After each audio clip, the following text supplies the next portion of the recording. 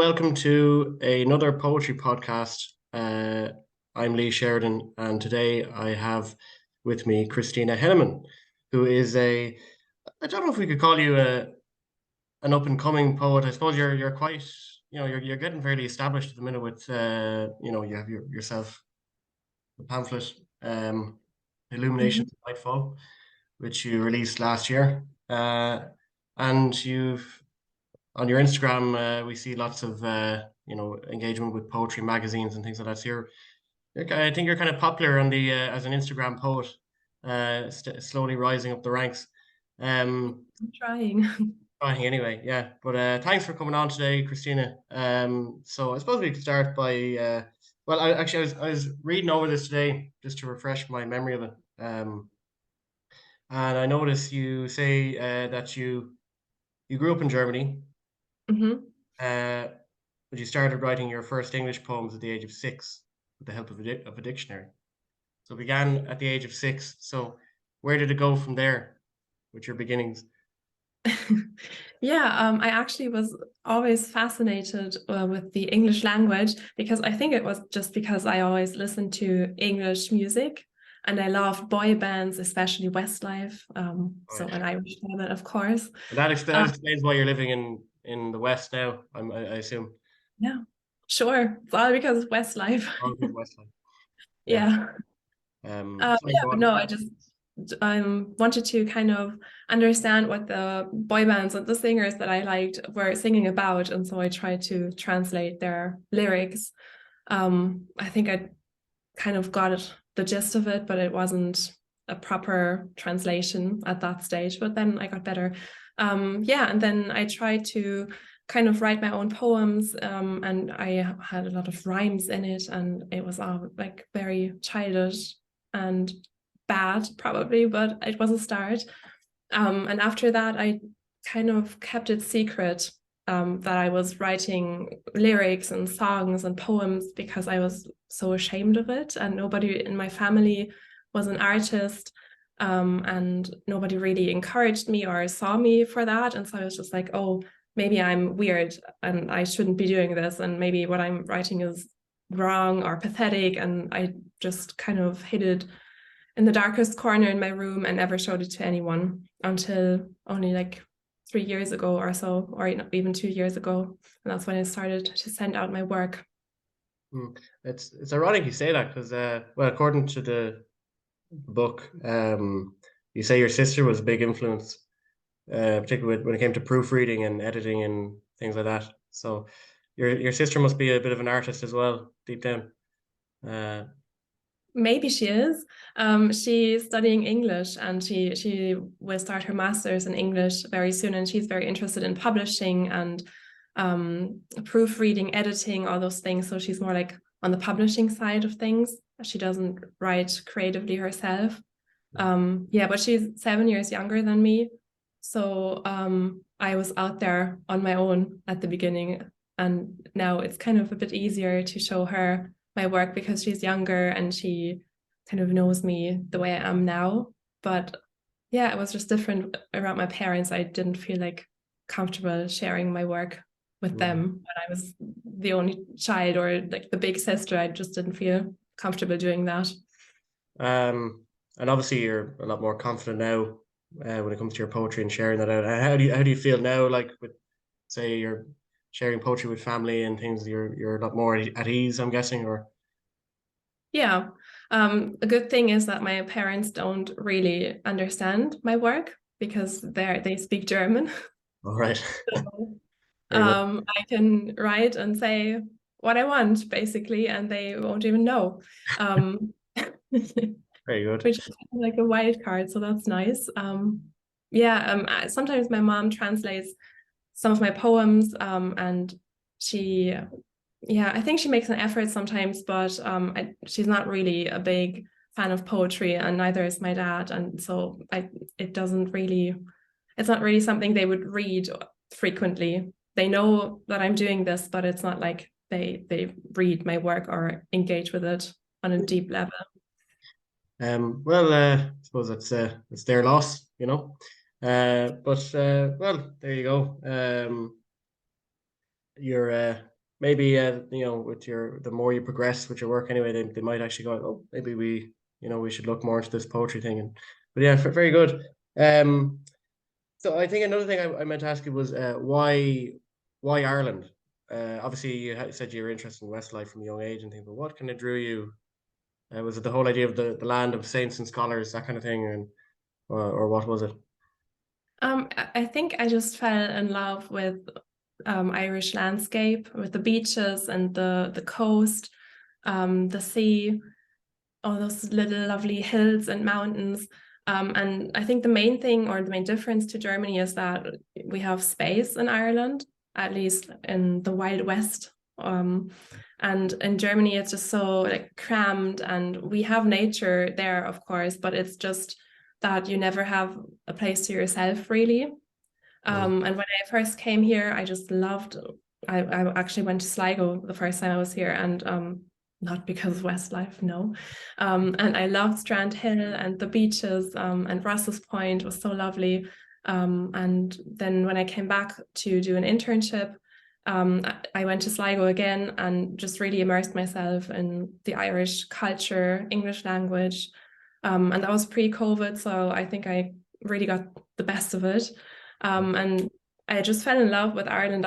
When I went home, I was crying and I thought, oh God, I can't leave this behind. And then I made the decision to come back and move here for Wow, good. very good. Well, yeah, you do. There's a lot of poems that reference speeches in your book. So they definitely are inspiring for you. Uh, of course, the only thing you don't like about Ireland is the showers, the Yeah. electric. Yeah. So what's the story in Germany? It's just always just hot water and just yeah. Yeah. I mean, you just There you go. go there, go to the bathroom, and there will be hot water at all times. Yeah, So that was very strange to me when I first came here. I was like, oh God, now I want to shower and there's no hot water. yeah. We're a bit backwards in some ways, I think, but sure, we'll catch up eventually. But uh, tell us a bit about Illuminations. Um, like I think I'm not sure exactly how many poems are in it. I'll just double check. There's I think it's 19, if I remember correctly. 19. And did you kind of write them like sort of over a few years, or was it all kind of gradually in one kind of burst of inspiration, or what was the story there? I think I wrote them over the course of like maybe half a year or like 8 or 9 months. So that was, I think I started writing the first poems in that book when I came to Ireland permanently. So that must have been in 2020. So I think that's when the first ideas came in. And then I like seriously wrote poetry in 2021. And I think the majority of the poems were written at that time, summer and autumn 21. So it's actually quite a short span of time, I'd say. I haven't like really worked on it for a very long time before I sent it off. I was just probably very lucky as well because I think I would do it differently. I would create the manuscript differently, take some more time and edit it a little bit more and probably write a bit differently. But I think I was just lucky that my kind of first attempt to publish a book went so well and that it was accepted by Sunday mornings at the river. Yeah. Yeah. Um, yeah, well, it reads very well, and it's very cinematic, I think. Each poem you can really kind of get immersed into it, and there is a sort of a flow um, from one poem to the next. Especially you talk a lot about you seem to have a huge interest in spirituality and kind of I don't know like the poem the was it Verhext? Am I saying that right? Verhext, the bewitched Yeah. and witches and all that kind of thing. So there is a flow to it. There is and maybe if you'd written over a longer time, you wouldn't have maybe had that. I don't know, but yeah, no, it's Yeah. good. And so what's the story? You just send out the manuscript to Sunday Morning at the Rivers, and it all went from That's basically it. I think I sent it to 2 or 3 publishers which isn't a lot. And then I got a rejection, and then it took some time, and all of a sudden I got an email from Rebecca, and I completely didn't expect it at that time. And I thought, oh, all right, oh yeah, so submitted to them. And she was interested in the manuscript, but I had included photographs in the original manuscript. And Sunday Mornings, they don't publish photography in poetry books. And so I had to think about, yes, I want to publish it without the photos. And I was like, oh yeah, I think it's okay to remove them and to just let the poems speak for themselves. I think it was just like a question of confidence, even that I was kind of trying to fill the manuscript with photographs, maybe to just even distract from the poem and to say like, oh yeah, I'm not only a poet, I can take photos as well and don't have to read the poems as closely. Maybe it was just a question of that. Yeah. Well, the poems are quite they do inspire a lot of imagery. I think, you know, they're quite, like I said, they're quite cinematographic. I'm not sure that's the word, cinematographic. But cinematic. Sorry, that's the word. Yeah, cinematic. And they do. And no, it's a nice little collection, I must say. One thing I noticed about it is there's a lot of poems in it that are quite, I won't say conventional, but like maybe in terms of form, conventionally formed, and then some are quite experimental with the way they're positioned on the page. What's your kind of interest in that? What kind of, is it just you're trying out new things, or do you think there's more of a purpose to the form? I think at that time I was trying to experiment with form a lot, and I didn't really have a clear idea of how to form a poem when I first started out. And so I just wanted to try out various forms, and then I think there's one poem that is like very experimental. And as you say, most of them are rather like narrative or traditional.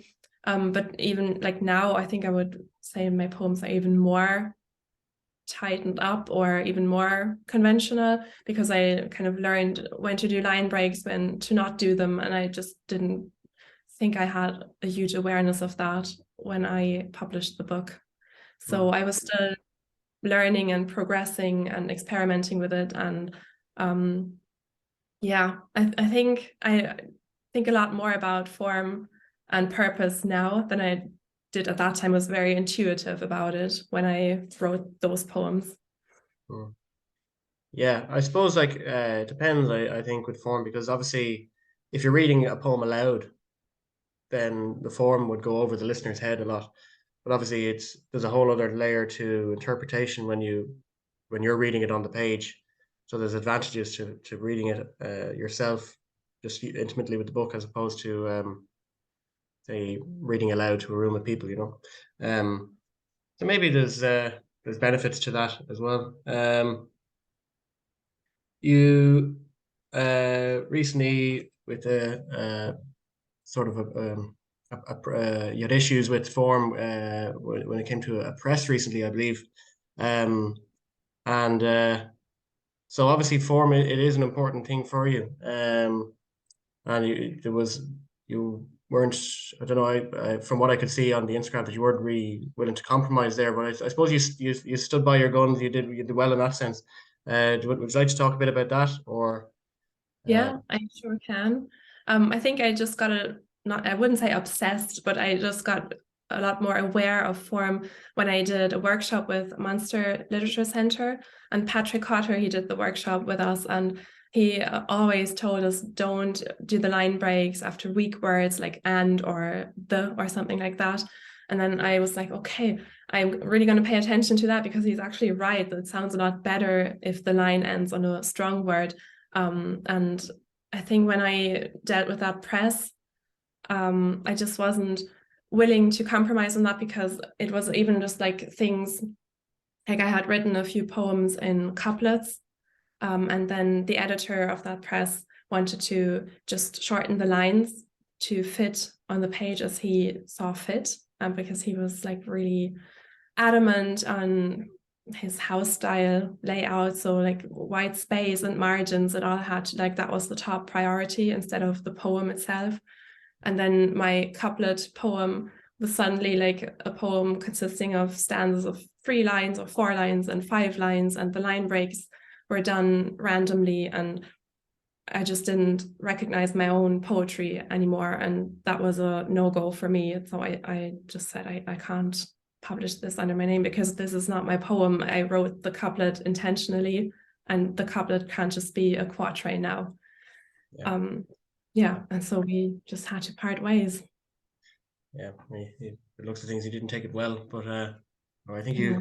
you came out on top there. But it's interesting that was such an issue though, because I look at your first book, and like I said, there is lots of experimental poems, and the form of a lot of the poems are um, like for example, for Hex Stephen, and it just seems a bit strange, like that if it could be done, say, with one press, why? Obviously, maybe I'm ignorant because I'm not too familiar with house style or what house style implies, but there should be that bit of flexibility, I think, and um, I think presses do need to take that into account as well. Obviously, it depends on what the issue is, but I suppose ideally if things could be compromised, but like you said, if it compromises what you're trying to get across artistically, then you know, well, Yeah. anyway. But so I suppose I don't know if you have the book handy, do you? Oh, actually, don't. Maybe I should have had. Oh, right. Okay. I was going to ask if you'd like to read a poem from it. Maybe I can read from my screen if I can find it quickly. Yeah, yeah, absolutely. That's also fine. I suppose while we're waiting for that, maybe we could talk about some of the influences you've had. Hmm. Um, Actually, I have a poem up here now if you want me to read now, if Oh that's yeah, yeah, okay. yeah, absolutely. Yeah, that's fine. Yeah. Is it from the Okay. collection? Yeah. Right. Um, I thought because we already talked about electric showers, maybe I could just read Settling In, because it's one of the poems in the book that is also a little bit funny, and most of the poems in the book are not exactly hilarious, but are more in the darker side. So yeah, because it's summer, let's read something more joyful, maybe. Sounds good. Okay, so this is Settling In. The electric shower is whirring. Hot water reddens my sore skin. It's near to impossible, a struggle to find the perfect temperature. I'm living my dream in my house by the sea. The heaters are thrumming, but still it's cold, damp, noisily solitary. The dusty heat evaporates so fast. The old walls of my house can barely keep it in, hold me close, hug me tight. I wander to the drafty window, glare at the gushing sea. My eyes glaze at the sight of the turquoise waves. I'm not used to the cold, the old, the electricity. I set the timer, click and shower, an appointment for cleaning my freezing limbs. It is strange, or am I? My neighbors have the heat turned off. I walk the golden strand, glowing in sunbeams, wrapped in a vibrant salty breeze. My ears listen to seashell music. With stiff blue lips, I smile and frown, fixated on the aquamarine horizon. I am home, yet it's different from home. Lovely. Thank you. Thanks. Thanks very much. Um, yeah. Uh, so I suppose the west of Ireland is your new home. Very good, very good. And have your parents been out to visit you much then from Germany, or your family? Uh, yeah, well, I'm living with my sister, so she came here with me. Oh, very good. Okay. Yeah, we're inseparable. We're best friends, and we can't be without each other for a long time, I guess. And my mom, she came first time that was last summer, and now she's here again actually, just visiting. Yeah, and my dad, he hasn't been here yet. He's not too keen to get on a plane, I guess. All right. Okay. Maybe Yeah. do they have boats from Germany? Maybe not.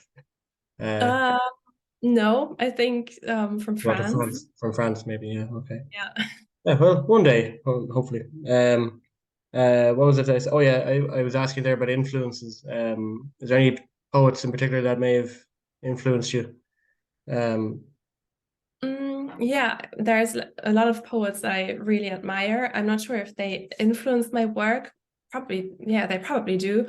I absolutely adore Ada Limon, or Ocean Vuong, and like he is just so good. I would never dare to compare myself with him.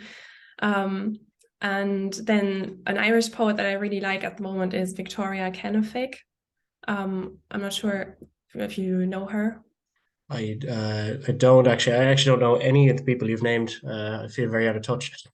Um, Oh, yeah. yeah. Maybe you can check them out later. Oh yeah, It's well, really, I mean, there's so many poets out in the world, so it's always coming across new stuff is great. Um, yeah. very good. And yeah, probably if oh yeah, what I was going to say as well is obviously as a rising poet, have you got any advice for people? 'Cause, you do say at the in the acknowledgements that you were coming close at one stage to just throwing in the towel, and um, not not pursuing your dreams of being a poet. And I feel maybe there could be lots of aspiring poets, and especially with what this channel tries to do, it tries to find poets out there that are struggling or um, maybe they have work just kind of building up on the shelves and trying to get that out to the world. And actually, we have a poem as well. You were the winner, of course, of the Loom Press winter poetry competition last year for your piece "Party Politics." Actually, yeah, if you want to just talk a bit about party politics, the kind of behind that, obviously it's to do with you talk about Micheál Martin and Herr Habeck, if I'm pronouncing Mhm. it correctly. So what was your idea with, or what was the kind of, yeah, if you'd like to talk about it. Yeah, sure. I wrote that poem last summer, when we all thought the world was going to end because of the war in Ukraine, energy crisis, inflation, rising prices for oil, for gas, and then of course we have the climate crisis. And then it just occurred to me that it's actually just sometimes so annoying that parties try to get votes and that they just want to be popular instead of making the right steps, and that actually we have to work together, and it doesn't matter if it's Irish politics or German politics, we will all be affected by like economical crises or climate change. And so we should all have the same goals really, and it doesn't really matter if I live here or in Germany or in Spain. The world is changing and we need to do something about it. And that's just basically the inspiration behind the poem, that it's all the same incremental steps that are being taken, if at all, but we should kind of think of the bigger picture a bit more. And I think politicians are able to do that, or I hope, or I'm optimistic that they do that, but sometimes they just don't really act on it because they can't, because they want to be popular, they want to win the next election, or there's resistance in other parties or other, I don't know, in the economy, that companies put them under pressure. So yeah, that's something that really annoys me and makes me passionate, and that's what I wanted to capture, that we should just work together and not focus on the small details. Yeah. And would you say, would that have been the first political poem that you would have written? Mm, I think it was just, yeah, I think it was one of the first of a series that were more political. I wrote another one that was kind of on a similar topic, but then focused more on hope and like putting children in the world or not. But it was also a bit about like climate change and rising prices and all of that. But yeah, I think it was the first of a few more political poems. Very good. Yeah, and Um, I'm actually super grateful that I won the prize with it, because it was the first time that I won a prize. So really? I'm very proud of that. Yeah. Was it? Had you not won things before that? No, it seems like you, because you mentioned it in your book that you'd had publications in other. presses and things. No, was it? Yeah, no, it was just like short lists or long lists, but I never made Oh yeah. first Okay. until then. And then, well, I won another prize just recently, but I returned it for reasons we already talked about. We talked about, yeah. Just on that actually, as well. So the it was a new collection that you were trying to publish, and so what's the story with that collection now? Has it been shelved, or I presume, is this the next thing in the pipeline for Christina Hennemann, or? I hope so. That was actually my first full-length poetry collection, so I think it had 69 poems. Well, Um, yeah, because that book is just a pamphlet, and now my next goal is to publish my full-length collection. And I've sent it out to a few other publishers, and I'm just waiting for them to respond. I also, unfortunately, pulled it from a few publishers because it had been or like it had won the prize, but I think I can resubmit if I want to. And then also an agent got in touch with me to request the manuscript for that, which was really cool because it's actually not very common for a poet to have an agent. So let's see, fingers crossed, yeah, if I get like a publication deal or an agent with that. I hope so. yeah. I actually, who did I meet there? I met. I don't know if you're familiar with the writer Luke Cassidy. I think I've heard about him, but I'm not Yeah, too familiar with him. he what's the name of his book? I'm out of my head now.